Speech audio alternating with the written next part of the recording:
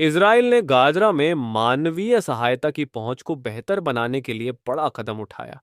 3 इलाकों में हर दिन सुबह 10 बजे से रात 8 बजे तक सैन्य अभियान रोकने का ऐलान किया गया, ताकि भोजन और अन्य जरूरी सहायता सुरक्षित रूप से लोगों तक पहुंच सके।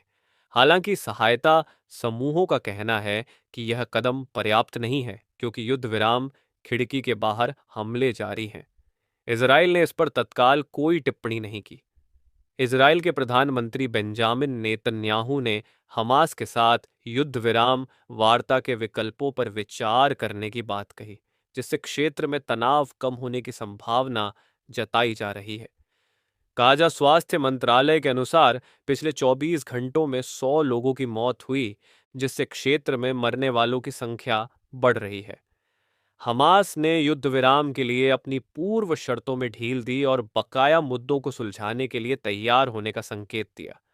नई वार्ता 48 घंटों के भीतर शुरू होने की उम्मीद है, जो एक अंतिम समझौते की ओर ले जा सकती है।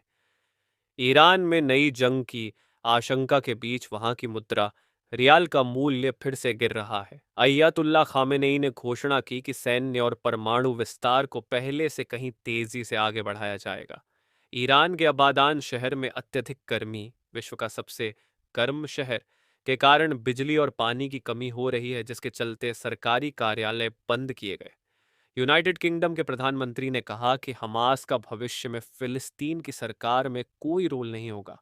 साथ ही इजराइल और फिलिस्तीन के लिए दो राष्ट्र समाधान को कोई विकल्प नहीं बताया गया। कुछ यूरोपीय देश जल्द ही फिलिस्तीन को एक राज्य के रूप में मान्यता देने की योजना बना रहे हैं। अमेरिकी राष्ट्रपति डोनाल्ड ट्रंप ने ईरान के परमाणु स्थलों पर फिर से बमबारी की संभावना जताई। इसके अलावा ट्रंप को इजरायली प्रधानमंत्री नेतन्याहू ने नोबेल शांति पुरस्कार के लिए नामित किया, जिसका नामांकन पत्र व्हाइट हाउस में सौंपा गया। यमन में हत्या के एक मामले में मौत की सजा का सामना कर रही भारतीय नागरिक निमिषा प्रिया को बड़ी राहत मिली। भारतीय ग्रैंड मुफ्ती कंथापुरम एपी अबूबकर मुस्लियार के कार्यालय के अनुसार सना में एक उच्च स्तरीय बैठक के बाद उनकी मौत की सजा को पूरी तरह रद्द कर दिया गया, जिसे पहले अस्थायी रूप से निलंबित किया गया था।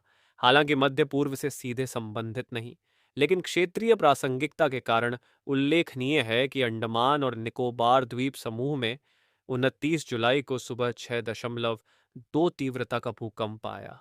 जर्मन रिसर्च सेंटर फॉर जियोसाइंसेस के अनुसार भूकंप 10 किलोमीटर की गहराई में था और फिलहाल किसी नुकसान या हताहत की खबर नहीं है।